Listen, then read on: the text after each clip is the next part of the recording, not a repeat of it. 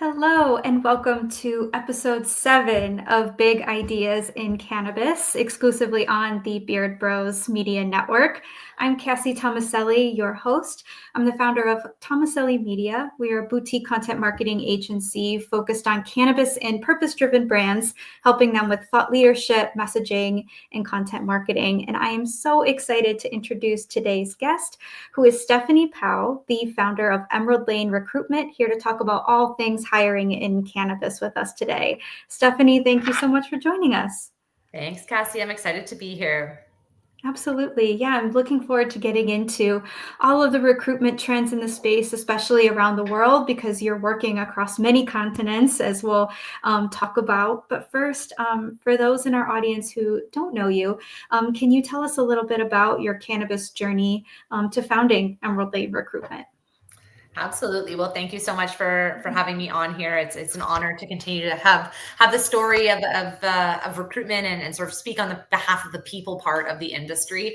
So yeah, my journey to get here, like many other in the cannabis industry, I fell into working in the industry. My career started in the government, so I actually started with the federal government in Canada, which was Health Canada, which ended up being the group that started cannabis. But my days, I was more on the policy development side, and then I moved over to healthcare and cancer management, chemotherapy, stem cell transplants, got into breast cancer research, and really saw how integrated pharma was into the systems, and really realized that wasn't what I wanted to be a part of, but I thought there could be better ways to keep people healthy. So really trying to understand where that was going, and then got a chance to work in, I ended up leaving government because there's just a little bit not aligned for me to work in an office from 9 to 5. I was a little bit of a rebel from the early days. Again, got a bit disenchanted by how infiltrated pharma had been in sort of our medical system and not feeling like the patient got the best care. And so I ended up kind of taking a little bit of a side tour and ended up becoming an executive assistant in some big financial companies in Canada, understanding how big global business was running, and got really interested in how teams in different areas could actually integrate a corporate business culture and model across multiple regions while integrating sort of a common goal. So that was a really, really exciting part of my career. And then life took me on a little bit of an eat, pray, love. I ended up going to Costa Rica, was surfing around the world. I quit my life. I was trying to figure out who I was in my 30s, and ended up starting to spend a little more time in California, and started to discover Northern California in 2016, 2017, and getting to see, and understand the plant, and starting to see how the framework was rolling out there. And so got really excited and interested in the plant and started to learn more and more. And then again, life took me on a journey, ended up in Bali. I started a startup in Bali and thought that was going to be my forever. And then I ended up back in Canada in early 2018, and my business partner and I had a big falling out. He owed me tens of thousands of dollars. I didn't know what I was going to do with my life. And this was in Canada. That's when Canada legalized for adult use, was in October of 2018. So there was a lot of hype happening in Canada. And I had been introduced to some topical products in California. And I was like, topical cannabis, like that's where I belong, because I'm not a high THC consumer. And so I found this product line of an MLM that was coming out of California. And I was like, I'm going to bring this multi-level marketing CBD product to Canada. And so I ended up going to one of the big trade shows called Lift & Co. It was an infamous show in the Canadian market in our $1 billion years, 6 months pre-legalization. You can imagine the hype in that room. And I walked in and I was like, I'm going to be a part of this. Like, I gotta do it. And so there was a lot of amazing professional women in the industry. And I was so inspired by what I was seeing and hearing from them. And I started to have dialogue with them, thinking I wanted to start some sort of podcast or something to broadcast their voices out. And I met a woman who ran a recruiting firm, and so she was one of the first pioneers to run a recruiting firm in Canada back in early 2014, 2015, when the medical program rolled out. And so started the dialogue with her. And then ended up, a while later, talking to her about potentially getting a job and how I would move in the industry. And we were on a phone call, and she said, listen, I don't have a recruiting job for you, but I need a recruiter. Would you join my team? I think you'd be amazing. And I said to her, I'm 30 at the time. I was 34. I'm 34 years old. I've never done recruiting. I've never done HR, what? And she goes, well, you've done project management. You've been an executive assistant. You really care about the plant. You've learned about it in California. I really can just see your drive, just try it. And at the time I had, $100 left to my name. And I was like, you know what? Sure. Why not? And so that was in 2019. And now 2025, here we are. So it's been a wild journey. And I spent my first 3 years with that group, really helping develop the Canadian market. Because we were first movers, we were getting a lot of calls and opportunities to do staffing and hiring in other markets. So we were working with a lot of the Canadian groups opening up European entities. So we were helping them hire those core individuals. And then we also were working with early stage startups. So between me and my team, starting back in like 2019, 2020, we were working in Uruguay, United States, UK, Portugal, Switzerland, Denmark. So really understanding what these new medical markets were looking at, which was quite different than the adult use market that we were exploring in Canada. And so really got to kind of balance that out. And then 3 years ago, I ended up going out on my own and was like, I just want to get into, a little more consulting, and starting to get into it and realize that the people component of our industry still needed a lot of help, and that the way that traditional recruiting teams were still, I saw for the most part, doing just traditional recruiting, and there wasn't a lot of support for people before, during, and after. And then also a lot of the recruiting hadn't been adapting necessarily to the markets and what we were hearing. And so I thought, well, wait, why don't I do it myself? Let's do it. So Emerald Lane kind of came to be. And now here we are, 3 years into it. And really, we are at the forefront of global recruiting for the cannabis industry. So we only work in the cannabis industry. To date, I've worked with 11 countries and 5 continents. We've got continent 6 on our scope, and no doubt we'll be there by the end of the year. And so it's just a matter of continuing to expand and then really bring those best practices and the best people to those companies and countries around the world. That's absolutely incredible. I love kind of hearing that journey. And I love hearing how people pivot within the cannabis industry. I feel like sometimes people kind of get in one concentration and then they get frustrated and leave. But sometimes it's just about finding your path in this space. And it sounds like you've just been on an awesome journey to do that. And you've really found your niche that scratches that itch for travel and also just that true human connection. So I'm so very happy for you and all the success you've had so far. Yeah, it's been a journey. The globalization, I appreciate you also recognizing that. I was really lucky as a child. My stepmother was South African, so and my stepsisters were born there. So when our family came together when I was 11, we decided to make a family trip to Africa to meet my stepmother's family. And so I did my first 18-hour plane ride from Toronto to South Africa, and I was immediately hooked. And even though I got a wicked parasite when I was in South Africa because I drank from a garden hose, which my parents were like, child, don't drink from garden hoses in South Africa. I was like, well, the other kids were doing it. They're like, yeah, those kids are from South Africa. Just having a wicked parasite for 3 years, actually coming out of that, it got me hooked on global travel. And I went to South Africa again when I graduated university with a big group from my graduating class. I took public health, and I was always really interested in international infectious diseases and international care. So I really am very privileged to be able to combine the international lens and that cultural appreciation, right? I learned really young, and in those times in Africa specifically, I was working in refugee centers, and I got to learn a lot about the earth and other people's journeys and other people's experiences and how it comes together and how we can know something, but other people know themselves too. And so how do we kind of come together? And I think that's the thing with the cannabis industry is, although there is sort of best practices with cannabis, there's best practices with the roles we know we're hiring for and some of the expertise, but there's still such regional nuances that we have to be able to incorporate. And so, for us, as we're continuing to expand, I have new regional leads I'm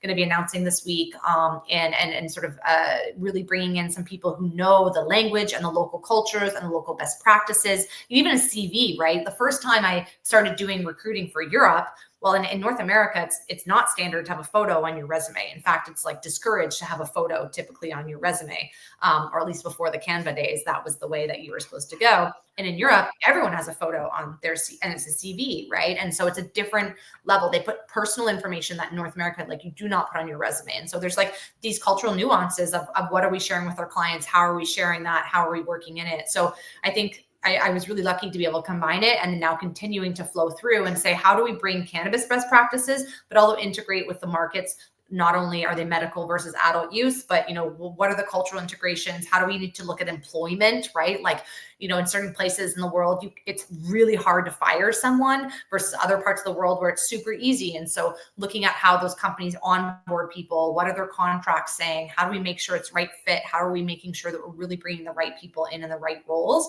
And so there's a lot of consideration. And so all of those experiences along the way have allowed me to kind of come together to have that. And I continue to sort of like expand on a global level, mentally and personally as well, and looking at how our business can best serve. Absolutely.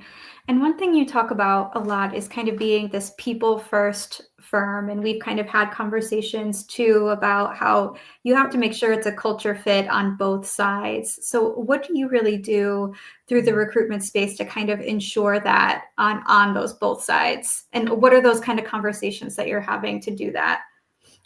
Absolutely. So, ultimately at the end of the day, the candidates we place and the companies we work for, they have to stay together. Like they continue on their journey and we end our project and we move on. So, one of the things we always tell candidates, I always tell my candidates is like, this has to be the right thing for you. Like this is your career journey. You have to show up every day and go to this job and work with this company and work with this team. So like, even if I think it's a fit, even if I love the client, if it's not the right role for you, then it's not the right role, right? So we always really openly give our candidates permission, especially when I'm talking to sort of like newer candidates to the industry. It's like, I remind them that like, we encourage a two-way dialogue. We encourage them to talk and ask as many questions as they need to in the process and in their interviews to make sure they're getting the data and the information they need in order to make the right decision for their career, right? And as a recruiter and as recruiters, our job is not to encourage them to take a job just because like we have a rec to fill.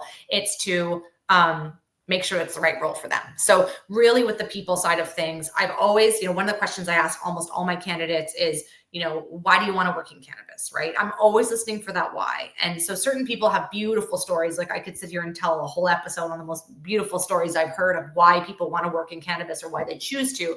On the other hand, some people are new and they're like, it's exciting, it's new, it's dynamic, I see a future in it. I see a lot of opportunity to learn. So, they're not necessarily saying the heart-based stories, but you can hear the drive and that like when the industry is going to get tough on them, because it will, they're likely to stay. And then if I hear someone who doesn't have a strong why, or they're just like, well, it's just like another job. It's like, like cannabis is hard. Like if you don't have a really strong why and you don't have a really strong North Star, which is what I was talking about at the Women Grow Leadership Summit back in February. It's like, if you don't have that North Star, this industry is going to spit you out. And so like, that ability to actually do a lot of coaching and like kind of time with my candidates where I'm giving them a lot more of that hands-on attention versus making them feel like a number, giving them as much data and information on my clients as I do. I'm really lucky that a lot of the clients I work with now, I've known for many years. Like I have a client right now, they're expanding their European office, but I first worked with them back in 2019 when they were opening their first US office. So now when I speak about them, and I've seen them at conferences all over the world, I've hung out at their booth, I know their team, I know their owners. And so when I'm talking about it, it's like I'm talking about my own company because they're like, I just know them so well, right? And so being able to kind of give that to clients and candidates as well. And then on the client side, again, we really make sure they get clear on what they want, expectations about the roles themselves, titles. We give them back data that we're hearing in the market. So if they have a salary, we did this recently, a couple of salaries came out. We went to market. We were hearing from some of the really strong candidates that seemed aligned that their salaries were a little bit mismatched. We went back to the client. We had a case of how many people we talked to. We had X number of thousands of views, this many applicants. We went back to them and said, and here's what we're hearing from the data and salary. Is there flex? And both times the client came back and said, yeah, absolutely. We can work with that. We understand. And we were able to actually then find them really good candidates within those targets. So we're also kind of doing this dance with our clients where we're informing what we're hearing in the market and then also recognizing where they're at for business as business owners and getting to know their team. We try to talk to as many people as possible. I live on the road right now for the industry. So I am meeting with different members of their teams often, observing them in public, going to booths that they're running. So there's really this nuanced way where you can actually represent the brand and the company because the right head grower for one team is not going to be the right head grower for another team. And so for us, that's our job, is to make sure that the right matches come together, both sort of professionally and personally. And we're really able to like be that matchmaker that we're hired to be. Yeah, absolutely. You know, one thing that you talked about a little bit, of course, was like salary, and sometimes there's wiggle room there, and sometimes there's just not, which made me think, you know, for a smaller company, what are some of the ways that they can compete in this job market?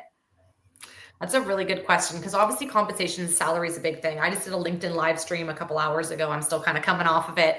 And someone asked about salaries. They said, I think the question was something along the lines of like, would a VP of sales at a $5 million company in cannabis make the same amount of money as a VP of sales in a non-cannabis company for the same title? And I came back and I was like, it's kind of hard to compare apples to oranges, because like in cannabis, people give up VP titles but not have VP responsibilities, compared to like a big CPG company, which has a little more structure. So it's like, there's, you know, it's hard to sort of like compare the apples to oranges. But I think ultimately, you know, now that I also run my own business and I have, you know, budget sheets, you know, salaries, like I remember when I was younger and I was recruiting, I was like, just give everyone like an extra 5 or 10,000, like it's fine. And now that I do my own budgets, or I know I've been in the game long enough, you're like, well, wait, if you give everyone on the team $5,000 and there's 100 people, like there's some math there, right? So like those numbers add up fast. So like I totally now can empathize and understand why these business owners need to be a lot more strategic, and especially when we're not in our billion-dollar years and investors are looking at every, you know, every line item. So I think when it comes to salary and compensation, there's sort of two pieces that I would give to companies who are looking to hire or set up their comp plans. One would be fair within the market, right? Yes, you might be able to hire a head grower for $50K for a 100,000 square foot facility, but you know what's going to happen? Someone like myself is going to call that grower, offer them an extra $5,000, and then they're going to jump. And so, or another, you know, your competitor down the road, or like bud tenders, we saw this a lot in Canada. I'm making $17 an hour. There's 6 retail stores on my neighborhood. You're going to offer me 18, I'm going to go there. And then you're going to offer me 19, I'm going to go there. It's like that extra dollar, right? So I think always do what you can to match market norms or standards with salaries. From a base salary perspective, you want your people to be comfortable. You want them to not be worried about how they're going to pay their bills and eat, because anyone in survival mode is never going to be their best selves regardless of their role, right? So I think make sure you're within market rates for standard jobs. Just like I was saying the other question earlier, like what is going to be standard? I think 2, you know, be realistic about what your long-term budget is. One of the challenges we saw in some of the early markets, and I talked about this today on the LinkedIn live stream, was of course in early days, it was like, oh, you want 150? Yep, you'll get that. You want 200? Yeah, no problem. You want this? And then it was like 6 months in, it was like, oh no, we can't pay all this now for the next 6 months. And so it's like, don't promise what you can pay now. Do your forecasting. Look at the 3 to 5 year projection. I was at Benzinga, New Jersey Market Spotlight, which was a fantastic event last month. And there was a panel that was had actually a client of ours and a few other amazing individuals, and they were talking about like the West Coast, East Coast lessons. And one of the individuals said, he was like, we know price compression is going to come in the market. So if you're building your budgets and your projections out now, do it for compression. Don't do it for the now. And that was such a wise piece of advice. So same thing with salaries, right? It's like, you might be able to pay everyone, you know, high end of the bracket, but like, can you do that sustainably and long term? So sort of looking at that, and obviously the industry pivots so much, it's super hard, but like at least the next 2 years, can you promise that salary and that person can expect it? So I think being realistic from a leadership perspective, obviously working with a fractional CFO or a CFO, the right business people, working through the right projections is a big side of it. And the other thing is getting creative with compensation, right? Obviously base compensation is fairly standard. That's what everyone's committing to for the work they're doing. But I have seen a lot of companies over the years be quite smart or be quite creative with how they do various bonus structures. Sometimes obviously it's an annual bonus based on corporate performance, personal performance, departmental performance. So that's something that would come out. Also make sure you pay that, because that's another problem, is sometimes there's promises that aren't kept. What we've also seen is milestone-based bonuses. So someone might say, okay, my task is to come in and set up the new ERP seed to sale system. And that's one of my core tasks for my job. So once I do that, I might get a $2,000 bonus. And then once I implement that and it goes for a full year, then I'll make an extra. So you kind of have these milestone bonuses that are based on the achievements that are to come, but are a little more defined than having like the annual bonus, and help people get additional compensation, because most people are motivated by money, right? End of the day, we're not all working for free. So the ability to kind of have additional incentives in the US and a lot of the markets, do you have good health benefits? Do you have additional and vision and dental? Are you doing 401k matching? Do you have work perks? Like one of my clients right now, they have something called, I don't even know what it's called, but it's like, with this card, you get like 25,000 places in the world, you get a discount, and you can get like online discounts and stuff like that. So like there's a perk, free parking, car allowances, transportation costs. Like, do you get L&D? Like, I know we don't have a lot of learning and development budgets, like soon, I hope, but it's like you can have a little bit of incentives within your team that don't necessarily have to cost a lot, but can really make your employees feel valued and feel like they're a part of something. Vacation days is something else to play with. I know in the US, vacation days are a little different, but like in Europe, like we're looking at like 30 days standard in Germany. And so you can play a little bit with that as well from a corporate perspective. So I think there's ways to look at total compensation. So some of these small startups, but also ultimately remember that if you're bringing somebody on who's been in the industry before, they've probably been burned pretty bad. And so I'm finding that a lot of my very experienced candidates, not even very experienced, anyone who has experience in cannabis has probably been burned a little bit. So when they're coming into these negotiations and conversations, they're looking for reality, like real talk, honest talk. And they're really hoping that the commitment you make is the commitment you do on both sides. Yeah. And so it's that ability to like really stick and make sure you're being authentic and truthful and honest in how you're approaching compensation with your employees. And then they will also be the same back. Mm-hmm. And that really leads me to another question that I really have about leadership on these teams. So like in addition to kind of these like logistical elements from budgeting and forecasting and perks and what have you, like what kind of leadership is helping employees stay right now? Like what kind of advice would you give to a cannabis leader who's building up their team? Yeah. That's a really good point. I'm doing a CEO search right now for a client in Asia. It's really exciting for us. And I've been having some really amazing conversations with leaders at that level. And so for me, it's just like I sit there and just like with my popcorn and I get to listen along to these amazing humans that are just so wise. And so we were talking about sort of leadership and that ability for the leader to like see where you're going and bring everybody along, right? Getting that buy-in, getting that, being the captain of the ship, especially at the CEO kind of level, right? Like being the one who is bringing down trickling down the culture of the company, good practices, best practices, and really continuing to bring everybody in the motivation state. If that leader is not bringing the best motivation, how are the people at the bottom supposed to be motivated, right? So I think there's really that ability to like understand that when you're in a leadership position, people are looking up to you. So how are you choosing to lead, right? It's a great question. And unfortunately, I think some people have taken it like to a point where it's more about power than it is about success. And it's like, it just comes down to the point that I hear the stories all the time of the people who have had amazing leaders. And then I also have people who have had stories where leadership was, again, disappointing or affected their business, and it really impacts them long-term. So I think if you're in a position of leadership, it's recognizing that space, recognizing that you're in a place of privilege in many ways, because you're not only impacting yourself and the business, you're impacting the future careers of the people that are looking up to you.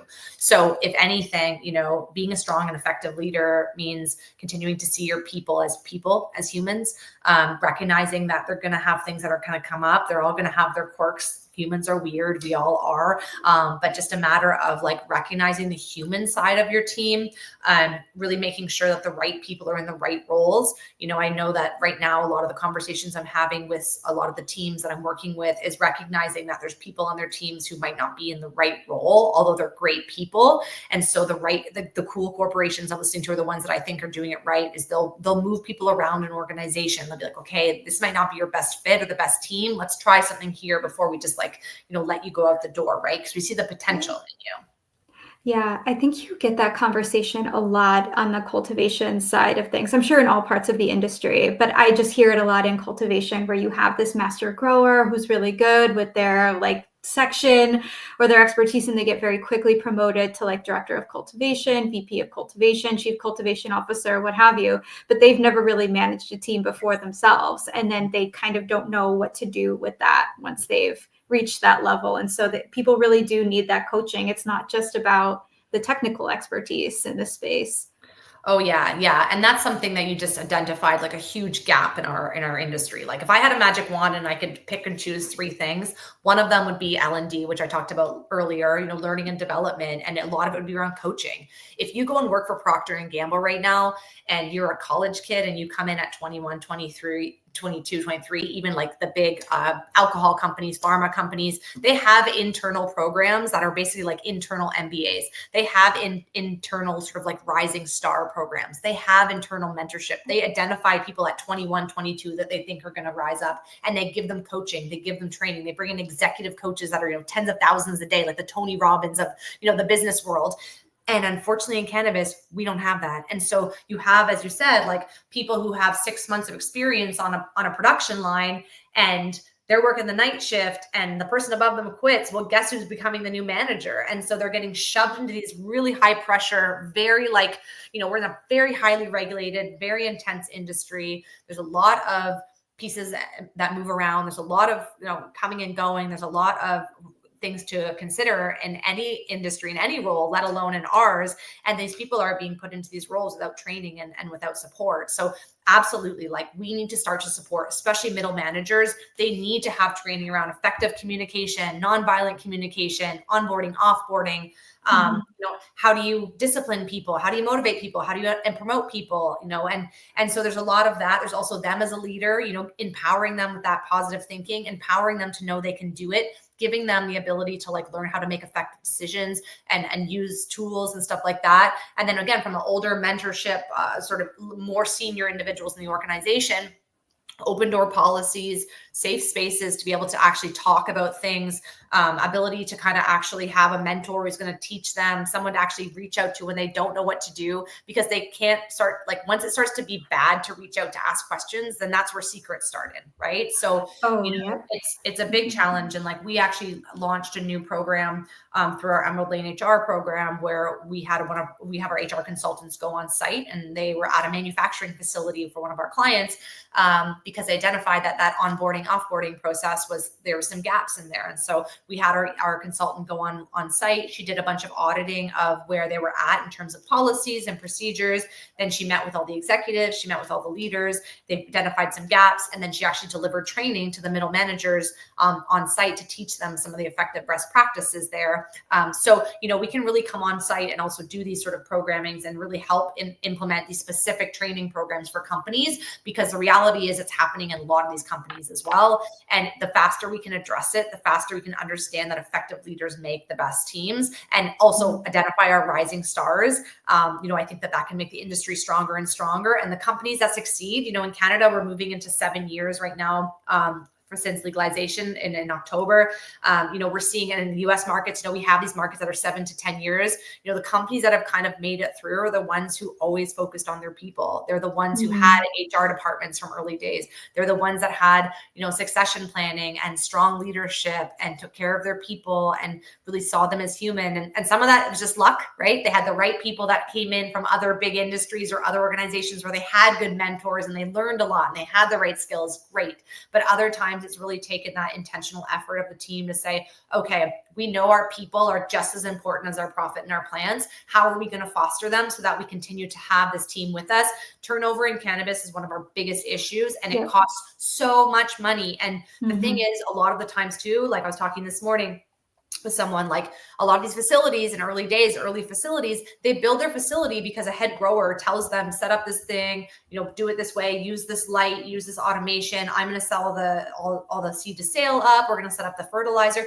Well, wait, when that person leaves, who else knows how to manage that, right? If you build it around one person, you're in trouble because that one person could leave at any point, right? And so how do you actually build organizations that understand how to integrate across the sort of team and really make sure that they're building the foundation of a solid sort of people aspect of their business, because the plans and the profits can only go so far.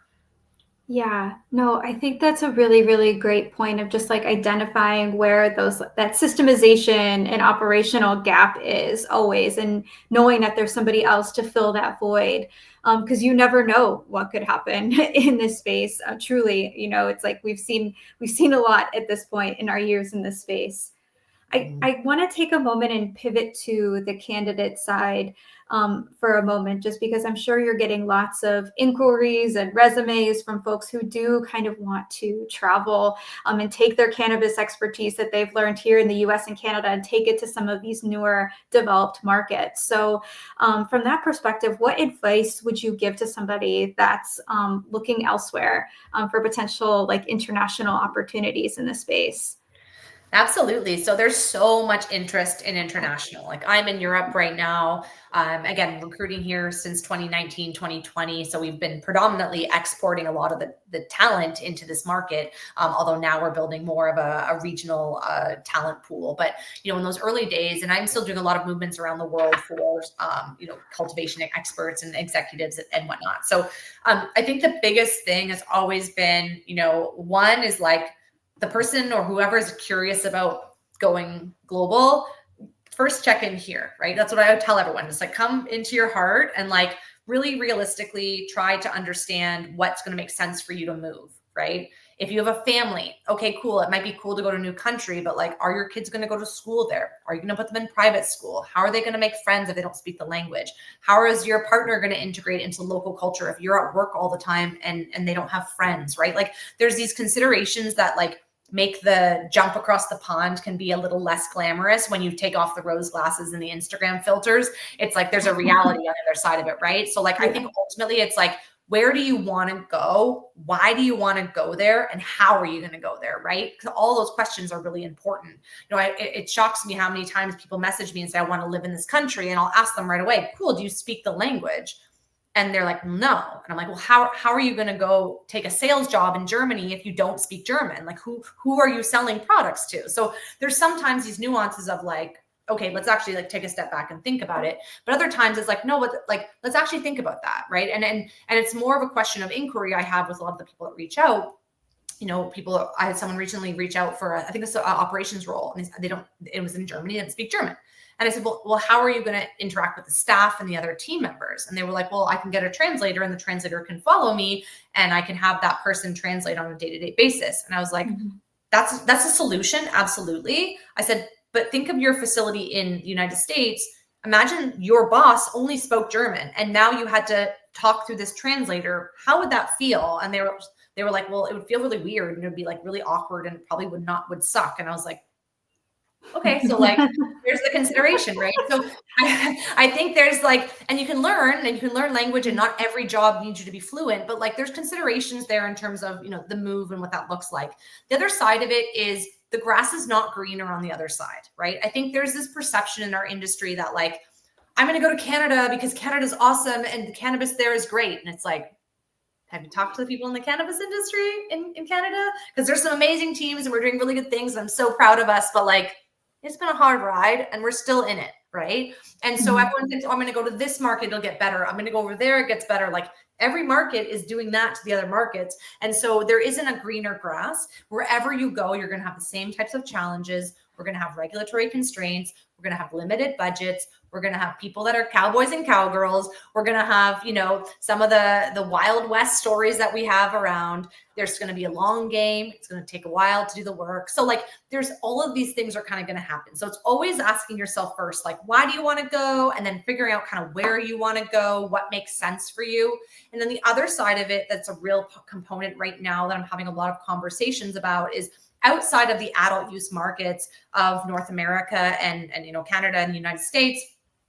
The rest of the world is medical, and not just medical with dispensaries, like medical, like doctors, nurses, clinicians, pharmacists, scripts. Like it follows EU GMP medical pharma compliance, which we all know and talk about not being the right compliance tool for a cannabis plant. But reality is that's just where we're at. And so you have this very medical framework. And so if you're coming out of a very adult use or recreational framework, that translation can be really clunky, right? If you don't understand GACP as a cultivator, and now you suddenly have to grow GACP to be EU GMP compliant and work with a responsible person or a qualified person every day who comes from very strict European pharma, good luck. Good luck with that. And it's not even a matter of the person not being able to learn, but we hear the stories time and time again. Even the executives that are hiring through me are like, we don't want anyone who hasn't worked with a QP because there's too much fighting between quality and production, and we don't want to have a part of it because it ruins business and it makes for a wild culture. We just need someone who can understand that, like, we're going to have a QP or an RP that's going to uphold EU GMP, that is probably going to be pretty tough. And we need a grower that's going to be able to make good friends with that person, be compliant, and work together. And so if you've never done that before, it's a really steep learning curve. And so it's these little tiny nuances where it's not that somebody can't learn. It's not that someone can't follow GACP, good agriculture and collecting practices. It's fairly standard to pick up, but it's more of that overall culture and that sort of long-term fit for everyone. So I think it's more that idea of like, if you're looking to go into a global market, like in the US, I talk to a lot of people and they don't understand GMP or GACP. Great. Well, there's states in the US that do follow GMP, CGMP, and that some companies do build their facilities to GACP or GMP spec, or some of them follow it. Find those companies and go work at those companies on domestic soil.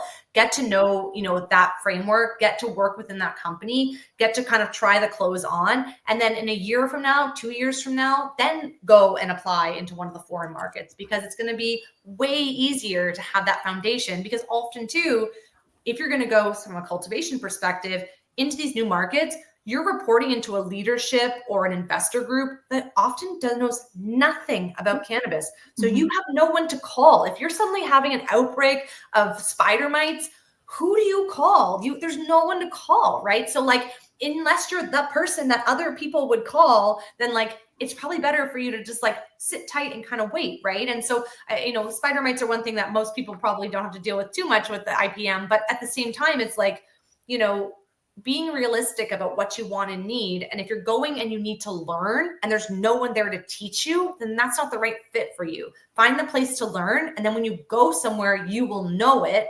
And then you can continue to like refine your craft and teach others. Because in a lot of these markets as well, you have a local talent pool that doesn't know cannabis. You're the first one they're learning from. So, having that integration and across all the types of roles, right? If we go deep into all the different roles, but I think there's really that idea of getting clear on like who you are, where you want to go, what best aligns, and then also being realistic about understanding the markets, right? And the best way to do that, and we've talked about this, Cassie, is like, I think the best way to learn about a market is to get on the ground and go there. Go to a conference, go to a show. If you or to jump across the pond, come over to Europe for one of the big conferences. If you're trying to discover a new state in the US, go to a conference there, even if it's a B2C show, get to know the brands, get to know the people that are there, just start to integrate and show up with a learner's mindset, not a knower's mindset, right? I think the ability to kind of be humble and be a learner. When I showed up in Europe on the ground, this will be my 3rd year on the ground here, coming out of COVID. I was in lockdowns for almost 3 years. And so I'd been recruiting, but I'd never actually been on the ground in the conferences here. And so when I showed up, even though I had this pedigree in Canada and everyone knew me from recruiting and everyone, knew I'd been recruiting in Europe, I was like a nobody when I showed up here. I didn't have any friends. And I'm really grateful because I had some amazing people who right away, my first conference was in Zurich because I flew overnight and landed in Zurich. And they were like, oh, you're new here? Like, come meet with us. And I'm so forever grateful for those people. But I had to humble myself and like get down on the ground. Like, I remember I was headhunting for a sales role for a Swiss company at the time.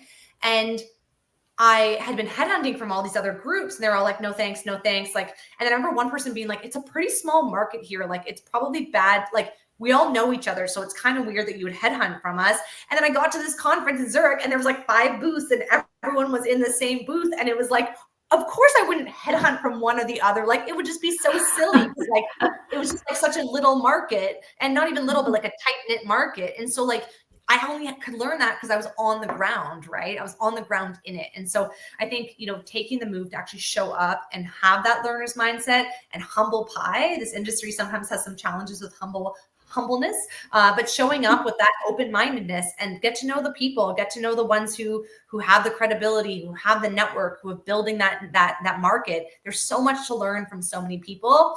And the more we can all like have those conversations and the ability to actually connect, the better we can get at actually understanding how we can best serve that market if we want to be a part of that market. And I think you bring up such a great point too, just about like playing the long game in this space, which I think the cannabis industry also, like humility, has some issues with. It's like, especially here in the US, you get your license, first to market and sell, and like, there's no like long-term brand build. Well, there's not as much of it probably as there should be, I guess I'll say. And you've been in this space for a long time. I've been in this space for 8+ years now. I just feel like we don't play the long game very well. And when you're thinking about an international move like that, where you're like, okay, like I have to really know my why and my North Star and where I'm going. And so your point about being people first and kind of encouraging people to have that introspection, I think is just so valuable. Yeah. And it is a long game, right? Like if you look at the European markets, like the Swiss pilot project, I think they're in year 2 now. It's a 5-year project. And although there's a fantastic data coming out and there's hopes that the Swiss government might push it forward a little bit, like it's a 5-year project with the government until they get the data. And then they got to do consultations and analysis and a rollout and a building. So like that's a 10-year game. Amsterdam just started in April. They just a week or 2 ago, like just finally started the coffee shop pilot project. So I think that's another 5 years. Germany, everyone's waiting patiently for the big exciting announcement of another 5-year pilot project. Like we are in a long game. Like it is long. Like I just turned 40. Like I'm retiring here, and I still don't believe we'll have this like utopia open market everywhere in the world in the next 25 years if I work to 65. Although the plan is to get a little earlier than that because of the cannabis years. But ultimately too, like, this has to be the long game, right? And the investors and the beliefs back in the 2015, 2016, 2017, the quick flip, the gold rush, the green rush, that was blown up by investors. That was people who were pushing numbers, but we also didn't know what was going to happen. We didn't know there was going to be a pandemic. We didn't know there was going to be so much legislation, red tape, even in the Canadian market when there was the rollout, right? So like there's some grace on both sides to that. But I think this idea that this is going to be quick and like relocating yourself, like there is a lot to consider. Like I've lived all over the world myself. I consider myself a global citizen. I've been a snowbird in winters since 2013, and it's been amazing. And I've had amazing adventures. At the same time, there's big sacrifices you make to have this life, right? And I'm not complaining about it, but you're away from family. You miss really important moments in your family's lives, in your friends' lives. It costs a lot of money to move around. I was talking to somebody recently who left left the US and now has immigrated to the UK, and it's cost them hundreds of thousands of dollars over the years to get to the point of being able to be a resident. You have times where you're in different cultures. There's political unrest, there's climate issues, there's power that's, on and off. There's, different sort of political stuff that's happening. So like there is consideration in all these markets. And so you can live this life. And then also you're working in cannabis, right? So like some of these countries, like you look at Thailand, right? Everyone went to Thailand. It was this big open market. Well, the government was threatening to shut it all down. Well, up until recently, it was a very intense criminal charge if you had any cannabis. And now you're living there and running a business. And if the government tomorrow shuts that down, what are you going to do? You got to run out of the country. Like there is some consideration in these markets that like are serious stuff. And so it's like a matter of understanding that the political climates that we live in, the macro climates, the rich histories that all of these countries and places have are still there. And so unfortunately, like if we could all have our way, we just go where we could and we do our best work, but like there's some reality too. So I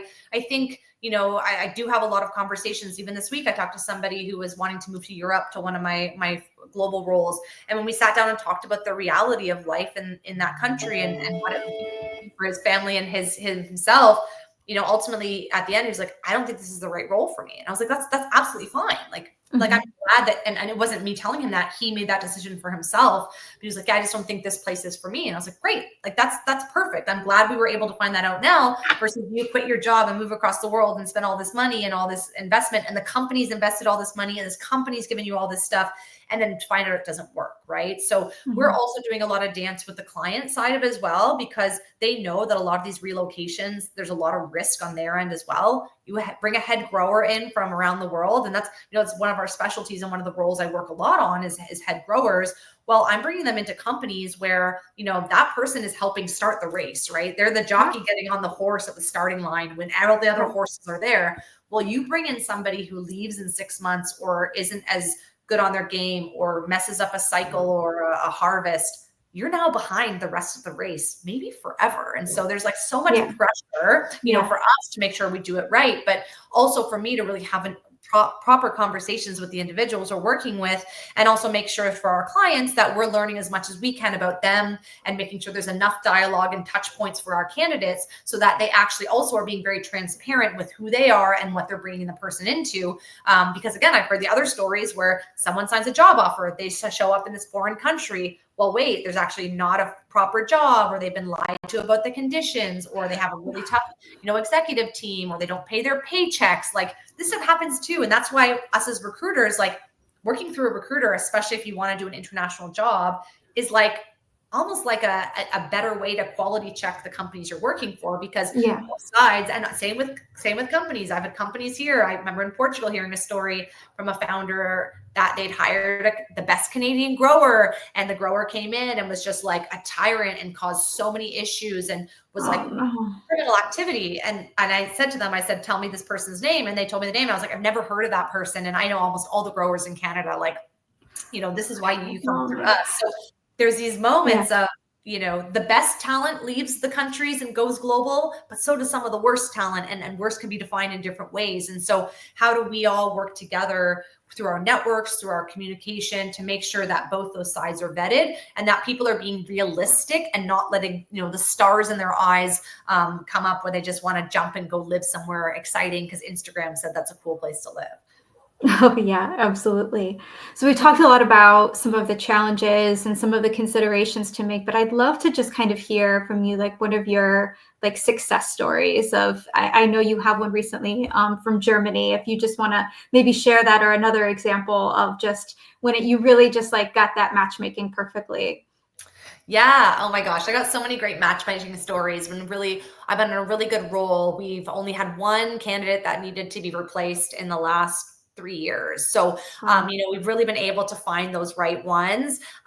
One of my favorite ones was another head of cultivation. I mean, I love all my roles, but I really love my heads of cultivation. And so there was someone who I met at a cannabis conference. Often growers don't go to a conference, and he happened to be at a conference I was at, and we met, and he we met through friends, and then eventually later on he pulled me aside and kind of was like, hey, I want to talk about some work stuff. So we had a soda and we chatted about work stuff. And then of course, like a month and a half later, a new job came on my desk, and he was the first person I thought to reach out to. So we were able to connect him with our client, learn a little bit about him and the client. It was like a really great role. And so we were able to get him in, and then all these random like stars aligned where there was some family stuff that allowed him to get there. And it was just like all these perfect doors. Like it was just easy. It was easy. And he really, was an all-star. And, the team really recognized that as well. And they were able to work together to get him an on-site visit. And they were able to really quickly coordinate. And there's a lot of like incentives for where he was moving based on his lifestyle as well.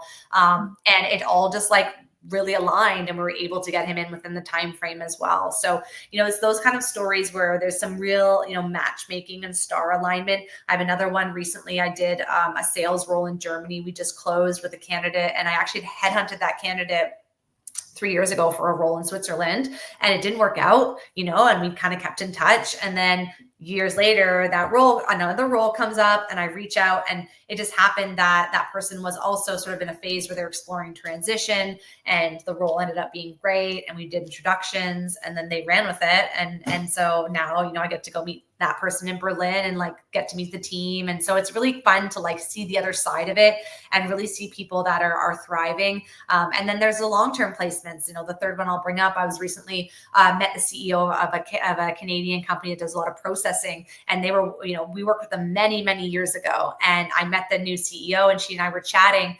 And I was like, oh, I used to do recruitment for the old, leadership team. I placed these people, and I mentioned the names, and she was, oh, like she's still here. She's like, I'll tell her that she's like, she's one of our best people. Like we've had her here for like 4 years. I was like, I know, I placed her like so many years ago. I'm like, how's she doing? And she's like, she's thriving. She's really a fundamental part of the team. She's really been with us long term. And I'm like, please tell her I say hi. She's like, oh, I'm so excited to tell her that I saw you and met you. So it's really like, it's an honor and a privilege as a recruiter to get to be a part of that person's choice. Like she still had to show up every day for work and do her best work and be her best human. Like we can't do that for the candidates and clients we work for. But at the same time, like when you hear these success stories and you understand how foundational, it can be and how life-changing it can be for someone to take on a role, and then how these companies can just be such better companies and really be thriving because of the people we put in. It's like, it gives me goosebumps. It's like something I'm so honored to be a part of.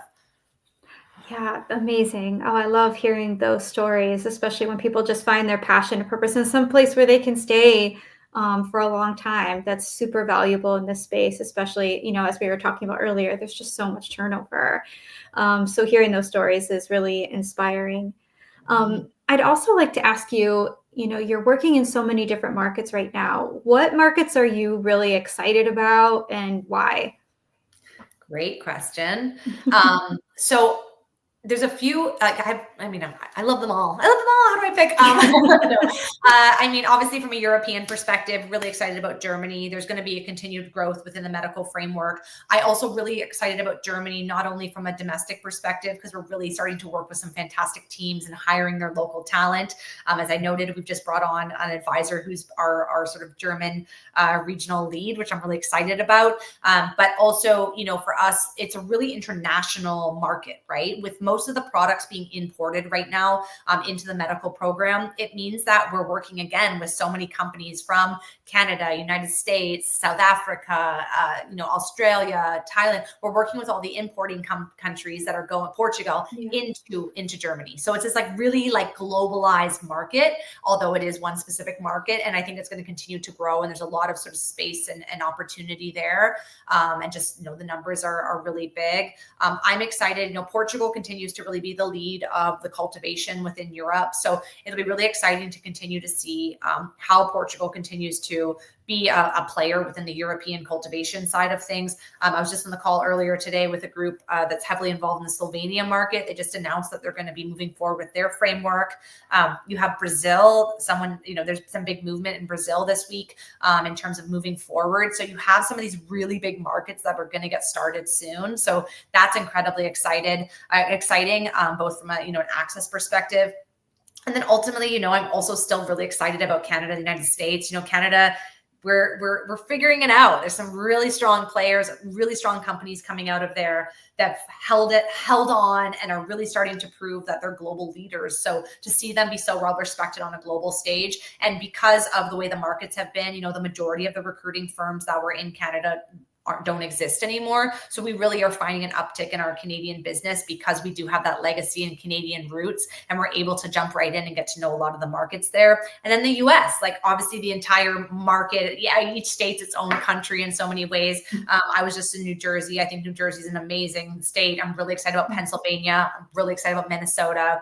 I'm really excited about the South opening and kind of like where those states are going to go just in terms of the cultivation, because we're probably going to follow similar models to what we're seeing where the places where things are already grown because of sunlight and because of conditions, we're going to see a high cultivation there. So, I'm excited for that to come through. But ultimately, no matter what market clients are in, no matter what stage of their business they're in, it's so exciting to be able to kind of like watch them all, right? Because if they're new, you're like, oh, welcome. Okay, let us help you. Like we really are going to help you set a strong foundation, because all the big siblings that went forward, we all made mistakes with billions of dollars. We're going to teach you. Like you got this. And then you have companies that are coming up and you're like, okay, you're doing it. Like, I see the vision. Like, let's make sure we do this softly, and like, it's like a toddler toddling, right? You're walking, you're going to fall a little bit, but like you're walking, like just keep going. And then you have the mature markets where like, you made it, like, like, hurrah, like you're doing something right. It's like, let's refine that a little bit. Let's make it a little better. Who can bring you to your next level now that you're here and have that more stable footing? So, we're really, regardless of where companies are right now, like I'm so excited and thrilled to work for them because there's just so much momentum happening, and the genie's not going back in the bottle, right? We have new legislation coming out every day. There's new countries legalizing. There's countries coming online across Africa. You have South America coming online. You have Asia coming online. It's so exciting. And so like the reality is the industry is here. It's not going anywhere. Is it going to continue to be a wild washing machine where we're going to all have to pivot and dance and salsa our way through? Absolutely. And to believe anything different would be, delusional, but we're moving forward, and we're moving forward as a global industry. And so it is so exciting to see where we're at today. And I think each individual market is still like the global markets, yes, but that all starts at the local level, and each small municipal market, each town, each city, and each facility, and each company. And so like all of us play into that bigger global picture. All of us are setting the fabric for what the industry will be. All of us are showing the world what cannabis is and introducing the plant to the people. And so the more we can understand how much that's responsibility is on each of us, and the better we play the game, and the more proper and the more authentic and the more within the rules and regulations and follow, compliance, all of that just makes the industry stronger and better and shines that out to everyone on the outside who's looking in. Yeah, that responsibility that we carry on our shoulders is huge, because this is the time, either we get it right or we don't. So I'm really glad that you brought that up. So can you tell me, Stephanie, how do you work with your clients? How can people work with you? I know you work with clients kind of from like their startup phase to their global expansion phase. So if you can just kind of like map that out and outline that for us. Absolutely. So recruitment is one of those things where some people think they know and they know, some people think they know and they don't know. So for us, we're really focused on majority is permanent full-time recruitment, although we are exploring more and more fractional work and consultant-based work, but predominantly we're really working on that full-time recruitment anywhere across the cannabis supply chain. So our clients are coming from, plant touching, retail, manufacturing, Canatech, ancillary. So really, if you work in cannabis, we're happy to work for you. A lot of our clients are inbound. I'm meeting them at conferences. I'm meeting them through connections. We're meeting them through former clients. So, anyone who reaches out to me, we're always just trying to understand how can we help you, right? How can we get somebody in the right role at the right time?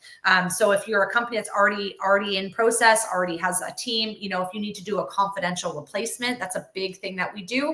If there's a sensitive role that you can't publicly post, we'll work very closely with companies under very strong confidence to make sure that can happen.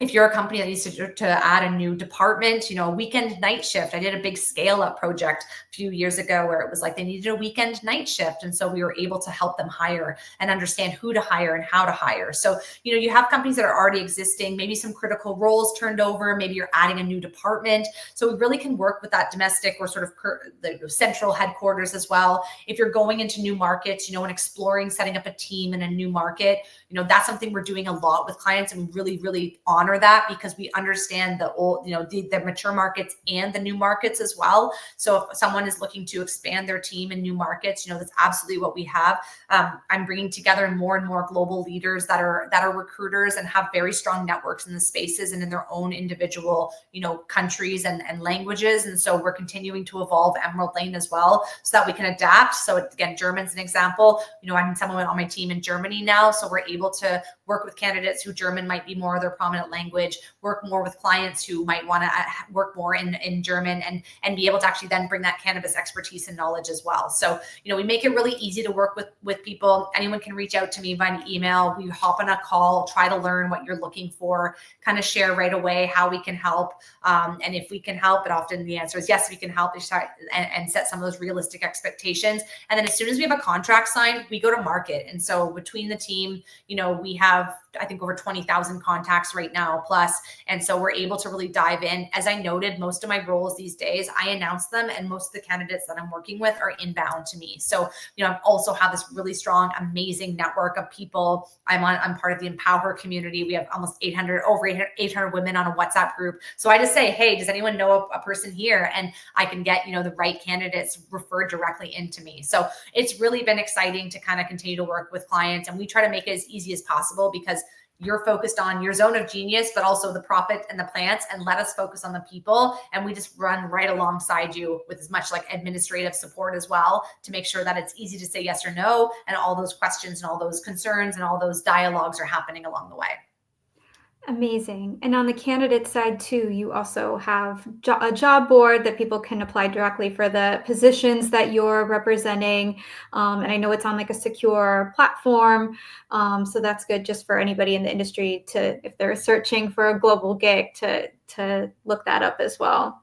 Absolutely. Yeah. So our website, emeraldlanerecruitment.com, we have a job posting board that goes into our applicant tracking system, like the CRM of recruiting. But I always tell people, like, working with a recruiter is never exclusive, unless maybe you're working on some really executive roles. But for the most part, like, you can, if you're a job seeker, you can work with as many recruiting firms as you want. And I encourage people to do that. There are some other amazing recruiting firms in this industry, and we all work with different clients. We all work in different places. We all have different roles that we work on. So do not hesitate to work with different recruiters. Do not hesitate to reach out to different individuals, to watch different job boards. And any good recruiter should encourage you to do that as well, because we want you to have the best job for you. We want the jobs in our industry to be filled by the best people. And that might be with me. It might be with one of my competitors. It might be with someone who is also doing recruiting internally and in-house. All of that's okay. Like, please apply for as many jobs that align for you and that feel right. So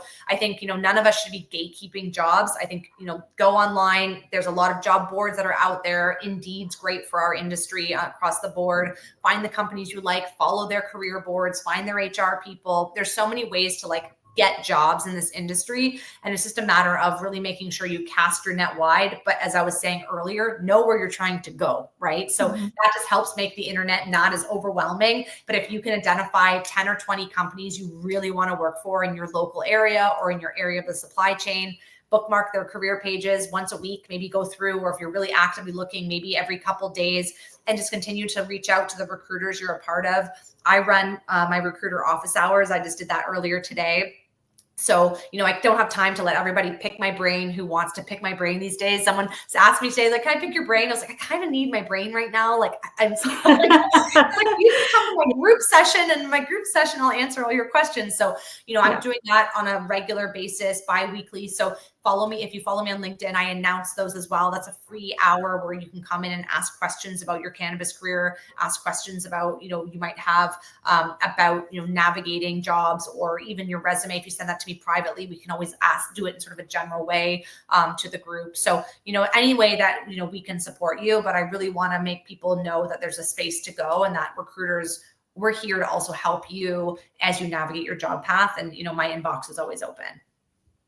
I love that. Awesome. Yeah. And I think that's like a common theme across recruiters. I kind of hear that from everyone that I speak to, like, don't work exclusively, and they give you tons of resources, just as you just did. So if you're a candidate and you're looking, there are plenty of resources out there to help you find your next gig and help you align with what really matters for you. So Stephanie, thank you so much for taking the time to talk with me today, especially after your LinkedIn Live hours. That's a big day for you. So I appreciate it, and so does our audience. Fantastic. Well, yeah, I appreciate this conversation as well. I really like the questions we went through, and obviously anyone who's looking for a job in cannabis, my inbox is always open. I'll always reply and ask you to check in with yourself first. But remember, it's your career. Ultimately, it's your career in cannabis. If you want to be here, you can be here. There's a place for you. If you don't want to be here, you don't have to be here. Gentle reminder, you can go where you need to go with your career. So just really getting clear on your North Star, getting clear on yourself, and and having that deeper why, because this industry is going to put you through some washing machines. And that's just the reality of building a baby industry from the ground up, and the stigma and the history we have. And so, being able to really have that place that you're going to build a network, have real friends in the industry, take care of people and let them take care of you, and like create this deeper ecosystem, because ultimately we're building this all around a plant. And so the more we can care for each other, the more we can actually live through the purpose and truth that we all want to see with this plant, that we all want to see the good in the world that we're trying to do. It all comes down to the individual self, but it also takes a village. So I think this industry, is a great testament to what can happen when great humans come together with a vision.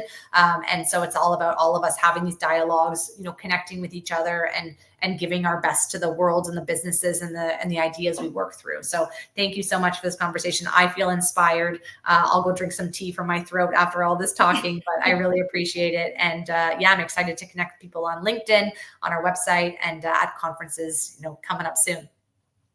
All right, amazing. So that wraps episode 7 of Big Ideas in Cannabis. Thank you all so much for listening and being here with us today. Don't forget to like and subscribe to the Beard Bros Media Network channel, and we'll see you in June. Amazing. Thank you, Cassie.